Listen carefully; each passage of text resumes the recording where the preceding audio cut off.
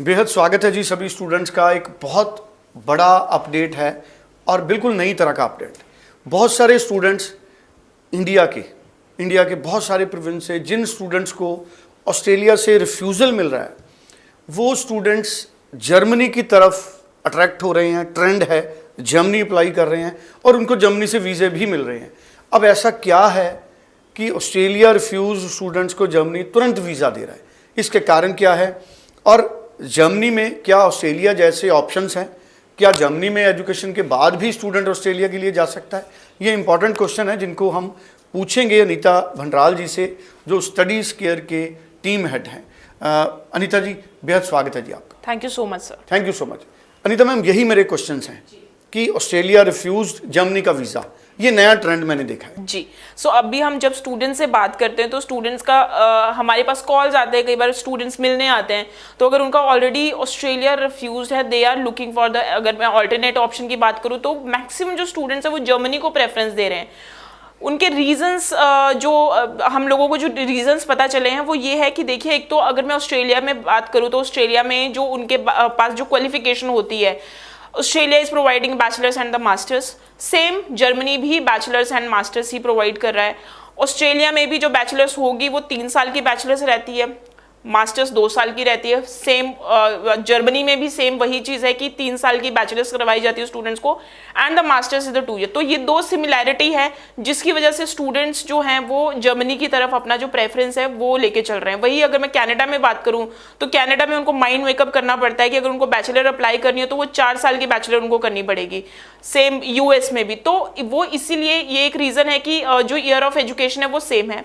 दूसरी चीज़ ये है कि जब हम ऑस्ट्रेलिया में अप्लाई करता है जो कोई स्टूडेंट है, तो ऑस्ट्रेलिया में at the time of application and at the time of GT student इतने डॉक्यूमेंट्स अरेंज करता है, तो कहीं ना कहीं उसके पास पूरी एक कंप्लीट कंपाइल प्रोफाइल फाइल बनी होती है अपनी वीज़ा एप्लीकेशन की। तो जब ही वो इतने सॉर्टेड डॉक्यूमेंट जब जर्मनी देखता है तो उन्हें लगता है कि पूरा केस बिल्कुल सॉर्टेड है, खास कुछ करना नहीं है। बच्चे के पास आइल्स है, आइल्स जो अगर कोई स्टूडेंट है, अगर कोई वो ऑस्ट्रेलिया अप्लाई किया तो मैक्सिमम उसका जो आइल्स हम देखते हैं वो 6 नॉट लेस देन 5.5 तो होगा ही। जर्मनी में सेम वही रिक्वायरमेंट है। मैक्सिमम जो यूनिवर्सिटीज़ हैं 6 नॉट लेस देन 5.5 लेती हैं, चाहे स्टूडेंट बैचलर के लिए अप्लाई कर रहा है या फिर मास्टर्स के लिए अप्लाई कर रहा है। वहीं पे जर्मनी में कुछ ऐसी यूनिवर्सिटीज़ भी हैं जो कि 5.5 बैंड पे भी जो एडमिशन है वो एक्सेप्ट कर लेती है। पहला तो ये एक कॉमन चीज़ आ गया। दूसरी ये चीज़ है कि जो फंड्स हैं, वैसे तो हालांकि जर्मनी में आपको फंड्स दिखाने की ज़रूरत नहीं पड़ती है, बट कुछ लोगों का होता है कि जस्ट टू शो द अपनी प्रोफाइल को बहुत स्ट्रॉन्ग दिखाने के लिए, तो उनके पास वो रेडिली अवेलेबल होता है क्योंकि उन्होंने ऑस्ट्रेलिया में वो कंप्लीट प्रोसेस किया होता है। उसके बाद अगर मैं बात करूँ तो पैसा अकाउंट में, क्योंकि उन्होंने जब ऑस्ट्रेलिया में अपनी फाइल लगाई होगी तो उन्होंने अपने अकाउंट में 20-30 लाख तो दिखाया ही होगा। तो अगर मैं वहीं पे जर्मनी की बात करूँ तो ब्लॉक अकाउंट और ट्यूशन फीस सारा सब कुछ मिला के भी उनका जो पूरा एक्सपेंस आता है वो 17 से 18 लाख का आता है। तो ये चीज़ें हैं। उनको जर्मनी ऑस्ट्रेलिया का एप्लीकेशन प्रोसेस करने के बाद स्टूडेंट्स को जर्मनी का प्रोसेस अपने लिए बहुत ज़्यादा इजी लगता है। अगर मैं वीज़ाज़ की बात करूं, ऑफर लेटर जर्मनी में मतलब आपका विद इन 1 वीक आप एक्सपेक्ट कर सकते हो। वहीं पे कुछ यूनिवर्सिटीज़ ऐसी भी जो 3 से 4 दिन के अंदर भी ऑफर लेटर दे देती है। इंटरव्यू की स्टूडेंट ने ऑलरेडी प्रिपरेशन कर रखी है। जर्मनी में बहुत कम यूनिवर्सिटीज़ ऐसी हैं जो इंटरव्यू कंडक्ट करती है, बट अगर स्टूडेंट ने ऑलरेडी इंटरव्यू की तैयारियां कर रखी है तो उसको खासकर कुछ करना नहीं है, वो इंटरव्यू के लिए भी ऑलरेडी प्रिपेयर होगा। तो within 2 month students are getting the visas. ये कुछ एक खास रीजंस है। अगर मैं कोर्सेज की बात करूँ तो सिमिलर से कोर्सेज आपको मिलेंगे, जैसे बैचलर ऑफ बिजनेस एडमिनिस्ट्रेशन है, बैचलर ऑफ फैशन मैनेजमेंट है, मास्टर ऑफ मैनेजमेंट है, मास्टर ऑफ बिजनेस एडमिनिस्ट्रेशन है, मास्टर ऑफ IT है। इस तरह के कोर्सेज ही उनको मिलती है। तो अगर मैं बात करूं, तो अगर मैं कंपैरिजन की बात करूं तो ज़्यादा नहीं, आपकी 50 to 60% जो कंपैरिजन है उनको वो जर्मनी में मिल जाता है।